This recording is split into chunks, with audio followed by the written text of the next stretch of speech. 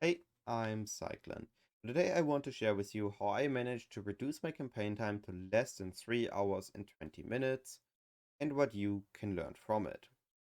Now, most obvious one aside first. Repetition and practice makes perfect. But it is very important to understand that running the campaign over and over again is not proper practice and it will just grant muscle memory. In order to actually practice and improve, you need specific things to practice on. A tennis could be trying to hit a ball all day long, but without knowing what specific techniques to practice, they will be as good as a kid with a stick. So what we want to do even before starting to run campaign is to know and understand which things we need to practice on and what techniques we need to keep in mind. Now, I started practicing over 1 month ago, actually streaming every day, and will continue to do so at least 1 month into the league, and a big chunk of the improvement came just from this consistent, conscious practice, but only because I combine it with point number 2. Review your gameplay. A lot of time can be saved by improving gameplay through repetition, but some things you don't notice or can't notice while running, because there's so many things you already need to juggle, so many things to need to keep in mind. This is why I recommend to review your gameplay. What I do is this: when I run, I just focus on the current run. I try to stay moving and be efficient. Once I'm done with the run, I take a look back at it. I try to remember moments that I could have done better, that I acts that went well, or acts that went badly. And once I'm done with that, I step away from the run. I sleep for the day, go to bed, or do something else depending on the time. And on the next day, I watch my own run. At least the acts that I noted down, hey, I want to improve on those. And then I look specifically, where did I spend a lot of time? Where did I something just bad, stupid, or inefficient? And I note those down. On the next run, I then watch myself consciously in those moments and try to do better. And I repeat this process till I improved on those subconsciously. So I don't need to think on these moments anymore. I'm already doing them properly. And again, during the run, only focus on the things you want to improve and on the run itself. So, to be able to review your gameplay, I recommend installing OBS and Live Split.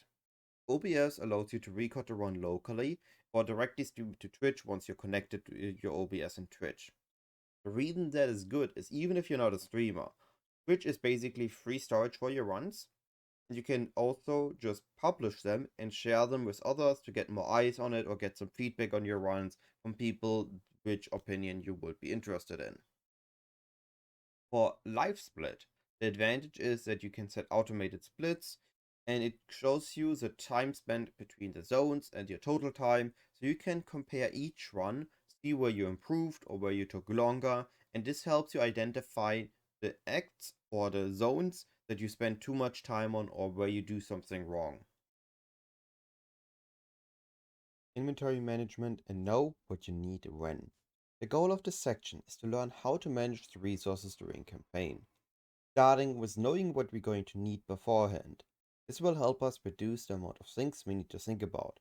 It will also mean that we will know exactly what to buy every time we are in town, instead of wasting time wondering about it. The second half is to organize the inventory properly. That way we can more easily understand what resources we have. That goes in hand with the first part, because if we know exactly what gems and items we want, we should know what resources we need to get those.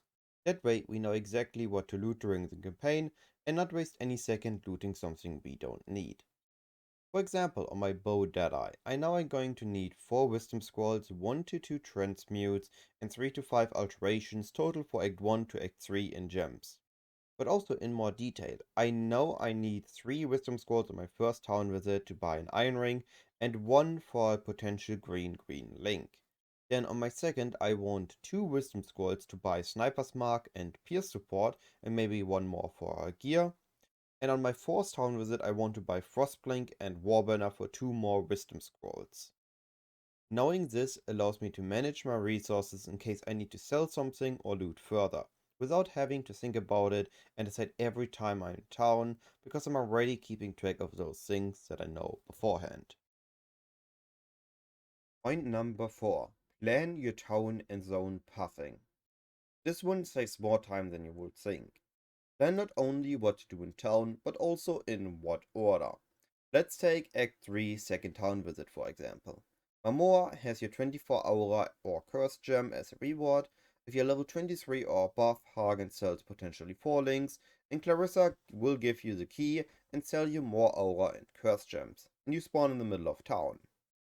Optimal layout in my opinion is you go to Mamoa first, get your reward, go to Clarissa, get the key and buy any other gems you want, and then you leave the town, best while having your body armor unequipped for that minimum speed boost. The reason I skip Hagen here is cause I know that I will visit the town once more to grab 2 passive point rewards for him before I have 2 additional level ups. So the vendor shouldn't have refreshed in between, meaning that whatever I could have bought now, I can still buy at that point. Another good example is for zones in the beginning of Act 6.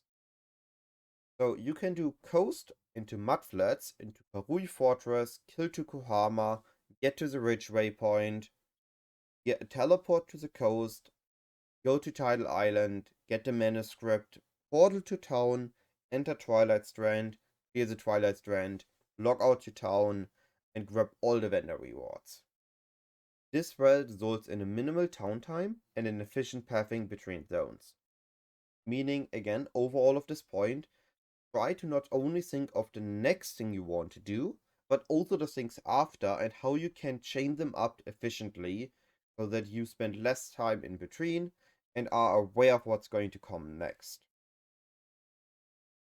And finally, point number 5. Find a way to make campaign part of the game again. Most people campaign as a chore, a thing they must do to get through the actual game. If you can make the campaign part of the game you enjoy, you can also enjoy the campaign. In my case, I made it a competition. Please my competitive mindset, I made it a race against my former self and time. Now, I do need to note, this won't work for everyone.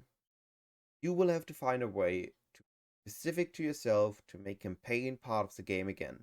Only then can you truly improve and enjoy it. All that being said, hopefully this was informative and will help you improve your campaign time. But that's all for me. Have a wonderful day and I'll be seeing you either in my next video or live on Twitch. Goodbye.